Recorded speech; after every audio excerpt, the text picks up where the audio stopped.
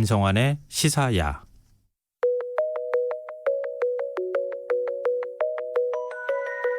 문경수의 우주로 가는 밤.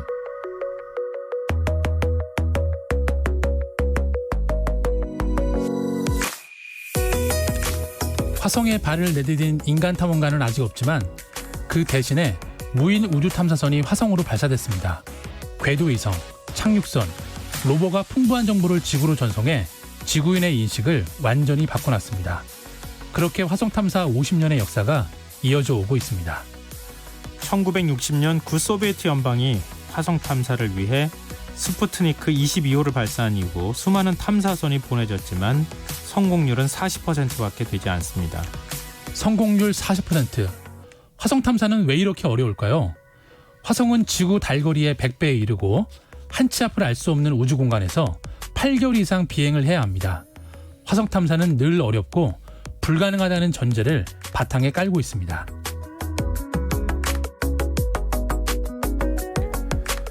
우주로 가는 밤에서는 7월 한 달간 화성 탐사선의 모든 것을 속속들이 알아보는 아주 특별한 시간을 이어가고 있는데요. 오늘이 그 마지막 시간입니다. 벌써 아쉬워지는데요. 화성 탐사 그 찬란한 실패의 여정이란 주제로 문경수 과학탐험가와 이야기 나눠보겠습니다. 안녕하세요. 네, 안녕하세요. 네. 좀 오늘 비가 굉장히 많이 내리고 있잖아요. 네, 그렇습니다. 근데 이렇게 우주로 탐사선을 발사한 시대에 지구의 기상도 이렇게 예측을 못하고 어떡하겠습니까? 그러게 그건 조금 아이러니하네요. 그렇잖아요. 네. 다 지금 속속들이 위성을 통해서 들여다보고 네. 또 슈퍼컴퓨터를 통해서 다 예측 모델을 돌리고 있는데도 불구하고 네. 화성으로 탐사선까지 막 보내는데 왜 우리를 내일까지도 아니고 조금 뒤에 날씨도 예측을 못하는 거죠? 그러니까. 얘기를 좀 해주세요. 네, 이거는 나사에 좀 물어봐야 될 것 같습니다. 나사가 좀 그 기술을 활용해서 전 세계 예측을 좀 해줬으면 좋겠어요. 정말. 그러게 말입니다. 참 이것도 참 아이러니인 것 같습니다. 네. 이 지난주 아랍권 최초로 화성 탐사선이 발사에 성공했다는 소식 전해주셨잖아요. 그렇죠. 네. 그 다음이 중국이다. 네. 얘기해 주셨는데 네. 성공했어요? 네, 오늘이죠. 네. 네, 오늘 그 낮 12시 41분경에 그 중국 남부 하이난에 있는 원창 우주 발사장에서 이 태넌 1호가 자국 발사체인 창정 5호 로켓에 실려서 네. 화성에 발사가 됐습니다. 자, 근데 재미난 점은 뭐냐면 네. 중국 정부가 발사 장면을 생중계하지 않았습니다. 네. 왜요? 왜 그랬을까요? 실패할까봐? 네, 맞습니다. 발사 실패를 우려해서라고 이제 언론들이 추정을 하고 있는데요. 네. 하지만 그렇다고 우리 네티즌들도 가만히 있지 않잖아요. 네. 그래갖고 이제 뭐 미국이나 다른 나라 유명한 그 우주 유튜버들이 실제로 이제 그 라이브로 생중계를 했는데 거의 전 세계에서 뭐 15만 명 이상이 청취를 했는데요. 그래서 방탄소년단보다 못하네요. 네, 근데 또 재밌던 건 뭐였냐면 실제 그 카운트다운이 끝나고 발사가 되는 순간에 네. 스트리밍이 끊겨버린 겁니다. 뭐라고 접속을 하다 제일 보니까. 중요한 시간대. 네, 그래서 그 유튜버가 당황하던 모습들, 그리고 이제 그걸 보니까 이제 다른 나라에 있는 사람들이 자기가 그 현장에서 찍은 사진들을 막 올려 보내주고, 네. 그런 웃지 못할 상황들이 벌어졌는데, 아무래도 좀 나사가 좀 의식을 했던 것 같아요. 중국이 이제 자기네보다 한 주 먼저 발사를 하니까, 또 동시간대에 나사에서는 그 퍼서비어런스호의 그 로버를 이 발사체에 탑재하는 그 장면을 또 라이브로 중계를 했습니다. 방금 전에 제가 기상 말씀 좀 드렸었잖아요. 네. 지금 재난특보 소식이 또 들어와 있는데요. 현재 네. 시각 11시 36분 울진군 평지, 포항시, 경주시, 영덕군 지역 울진군 평지, 포항시, 경주시, 영덕군 지역에 호우경보가 발효됐습니다. 인근 지역 주민들은 비 피해 없도록 안전에 유의하시기 바랍니다. 이거 오늘 참 이렇게 기상 소식을 저희가 중간중간 계속 알려드려야 되는 상황이 네, 됐습니다. 그렇죠. 그게 더 중요하죠. 네. 근데 지금 화성 탐사선을 보낸 나라가 네. 우린 뭐 당연히 미국 이렇게 그렇죠. 생각하는데요. 네. 처음 보낸 나라가 미국이 아니었네요. 네, 일단 미국이 아니고요. 이 화성 탐사의 시작은 구소련이 먼저 시작을 했습니다. 네. 당시 시대적 상황을 좀 보시면 좋을 것 같은데요. 아무래도 이 로켓 기술이 당시에 로켓 기술을 개발했던 이유가 이 핵미사일이나 또 대륙간 탄도미사일을 보내기 위해서 이제 기반 기술을 만들어졌잖아요. 그러다 보니까 당시 아무래도 로켓 기술이 구소련을 좀 앞서다 보니까 소련이 먼저 시작을 했고요. 이제 시작은 먼저 했는데 운은 되게 안 떨어졌습니다. 운이 안 따라줬다고요? 네, 그렇죠. 네. 일단 1960년도에 연이어서 네. 마스 1호, 2호를 다 발사를 했는데 네. 전부 실패를 했고요.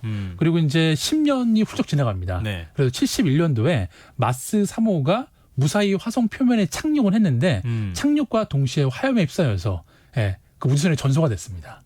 아유, 이거 얼마나 아까웠을까요? 아, 그렇죠. 그리고 이제 어쨌든 치료 그 정도 됐으면 이제 안 할 만도 한데 네. 경제 상황도 안 좋고 네. 근데 어쨌든 우주 강국이라는 그 프라이드가 있다 보니까 계속 발사해서 마스 7호까지 이 계획을 운용을 했는데 결국 모두 통신 두절 그리고 또 연료가 유출되고 이런 또 그런 문제들 때문에 결국 화성에 착지를 못했죠.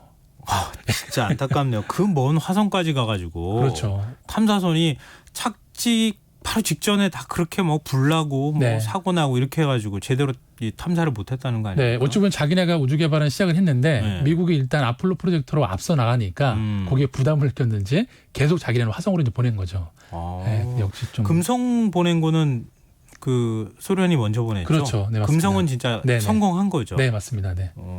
그래도 그나마 금성은 성공을 했다는 기록을 좀 갖고 있는데, 네. 근데 화성 탐사 초기의 탐사선들은 방금 전에 말씀하셨던 마스라고 그렇죠. 이름 붙였던. 네, 그 구소련의 마스 계획이 있고요. 네. 그 바로 뒤를 이은 게 미국의 마리너 탐사선입니다. 마리너요. 네, 마리너 탐사선. 예.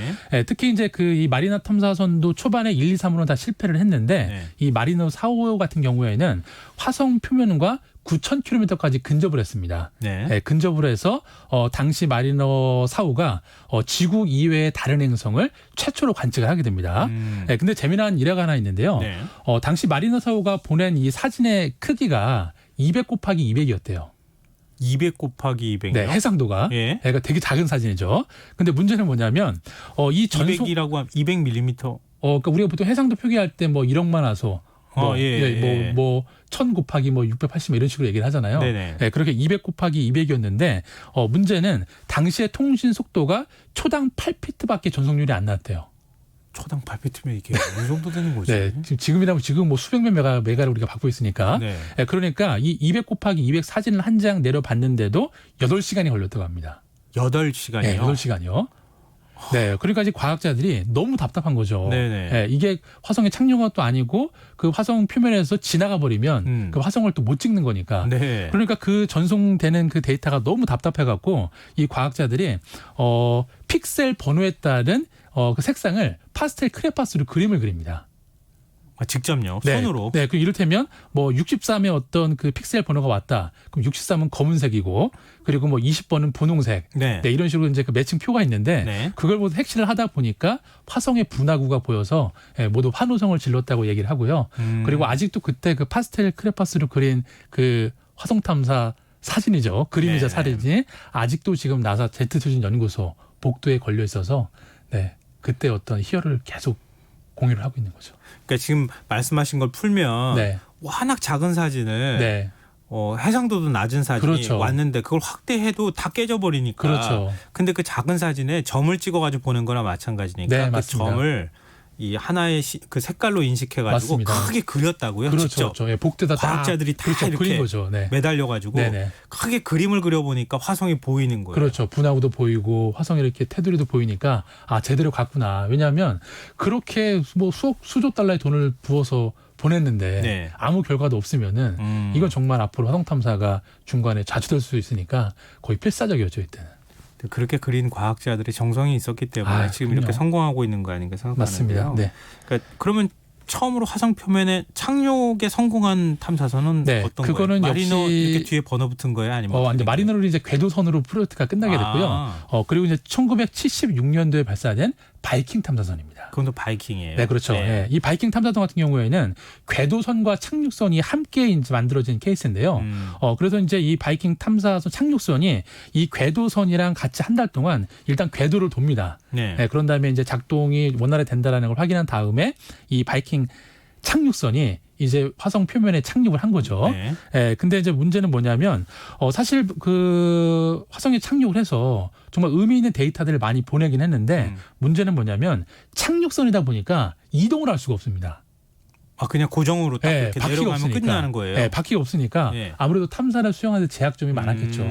네. 그러면은 바퀴 달린 건 언제부터 생겨난 네, 거예요? 그래서 이제 바퀴 달린 거는 일단 나사가 이제 이 바이킹 탐사선을 성공을 하고 나니까 좀 되게 커다란 터닝 포인트가 됐죠. 그래서 마스 페이스파인더라는 이름도 점점 복잡해지네. 네, 마스 패스파인더라는 이제 네. 탐사선을 발사를 했는데 이 마스 패스파인더는 바로 영화 마션에서 그 고립된 우주인이 지구랑 교신하기 위해서 네네. 그 화성에 오래전에 착륙했던 탐사선을 가져다가 통신을 시도하잖아요. 가가지고 직접 그렇죠. 몰고 가가지고 네. 모래를 파서 이렇게 막 꺼내오잖아요. 예, 맞아요. 그게 바로 마스 패스파인더입니다. 아, 그렇군요. 네, 그거라고 보시면 되고요. 근데 이 패스파인더는 일단 그 패스파인더라는 착륙선이랑 또 그 안에 있는 소저너라는 그 로버가 같이 탑재가 되어 있습니다. 네. 그래서 이제 패스파인더에서 이 소저너라는 로버가 밖에 나가서 반경 한 100m 정도를 정찰을 한 다음에 네. 다시 모선으로 돌아오는 거죠. 아. 네, 그런 식으로 이제 처음으로 이제 이동형 탐사선이 시작이 됐다고 보시면 됩니다. 뭔가 이렇게 점점 진화하고 그렇죠. 진보하는 건 맞네요. 네, 맞습니다. 그러면은 이동형이 생기고 난 다음에 그 다음에 또 뭐가 있었어요? 네, 어쨌든 이 패스파인더 성공으로 이게 굴러도 가는구나 지표면에서 그렇게 험한 길에서 네. 그래서 이제 2003년도에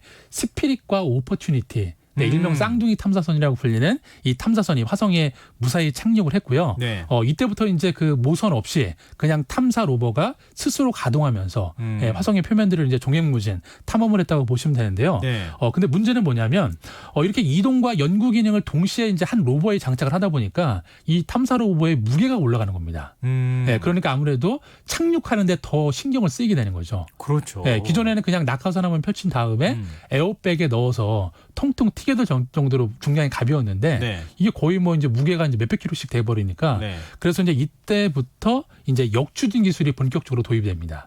착륙 과정에서. 네. 네, 그렇게 이제 시작이 됐고요. 그리고 이제 저희가 작년에도 한번 언급을 해드렸는데 이 오퍼튜니티 같은 경우에는 이게 원래 그 수명보다 30배 정도 더 긴 시간을 네네. 화성에서 워킹을 했죠. 네. 네, 그리고 실제로 이제 가동이 꺼진 줄 알았는데 다시 살아났고, 네, 그래서 이제 이 오퍼튜니티가 정말 마지막 그 수명을 다하는 날, 네. 정말 전 세계의 어떤 사람들과 과학자들이 추모의 메시지를 보냈던 그런 감동적인 사건도 가지고 있죠. 근데 지금 이제 탐사선 얘기를 해주셨잖아요. 네. 이거는 이제 화성 지표면에 그렇죠. 도달하고 난 다음에 네. 고정형이든 이동형이든 네. 화성을 탐사하는 거잖아요. 네네. 그런데 그거는 사실 움직여봐야 뭐 얼마 못 움직이잖아요. 그때 얼마 한 시간에 몇 센치 간다고 한 말씀하세요? 시간에 거의 뭐 10cm도 못 갑니다.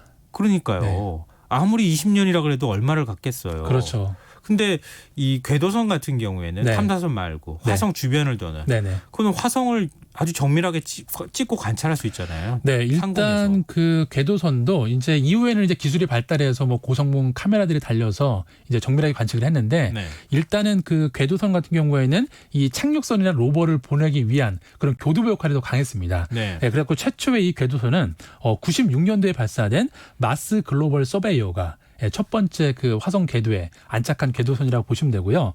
근데 이 첫 번째 궤도선이라는 의미도 있지만 이 마스 글로벌 서베이에 이 디지털 카메라랑 레이저 고도계가 장착이 돼서 갔습니다.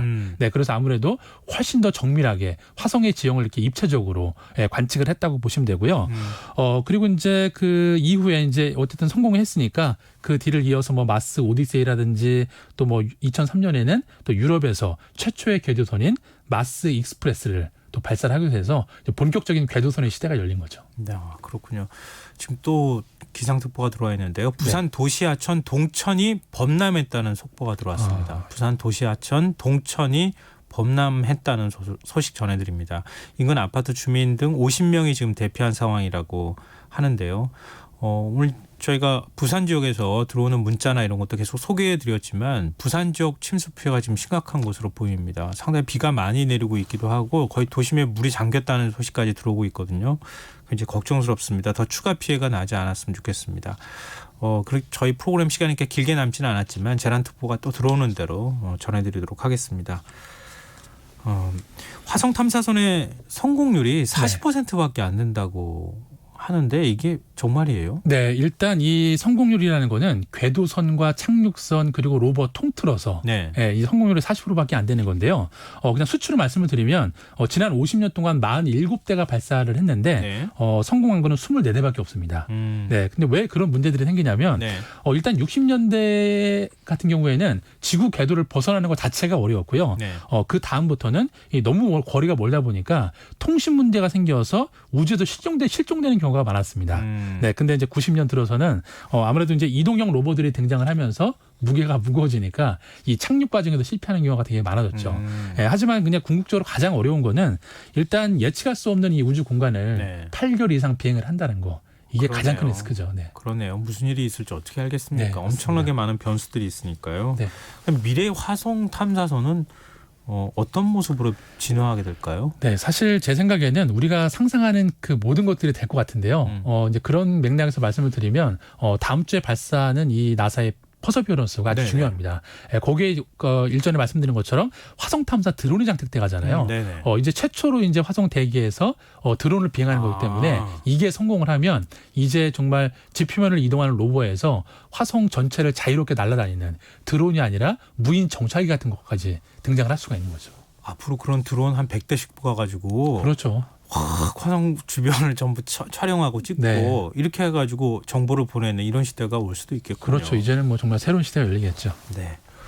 근데 화성 얘기 이렇게 마무리하니까 네. 좀 아쉽거든요. 네. 근데 이런 날 어떤 선곡을 해오셨는지 궁금합니다. 네, 오늘은 영화 국가대표의 OST인 러브홀릭스의 버터플라이입니다. 네, 아마 가사를 들어보시면은 네. 널 세상이 볼 수 있게 날아오르라는 메시지가 있는데 네. 지금 화성 탐사에도 필요한 메시지가 아닌가 싶어서 골라봤습니다. 네, 알겠습니다. 우주의 심연을 가로질러 그 어딘가에 있을지 모르는 누군가를 향해 비행하라. 지금까지 우주로 가는 밤 문경수 과학탐험가와 함께했습니다. 고맙습니다. 네, 감사합니다. 오늘 모바일 상품권 당첨자는 홈페이지 공지사항에서 확인하실 수 있습니다. 끝곡으로 러브홀릭스의 버터플라이 들으시고요.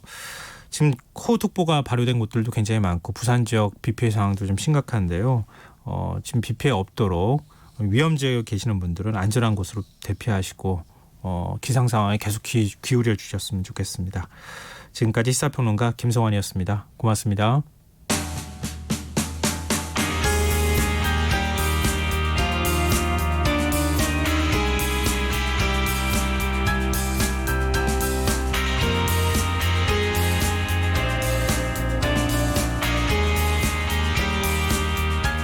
어리석은 세상은 너를 몰라 누에 속에 감춰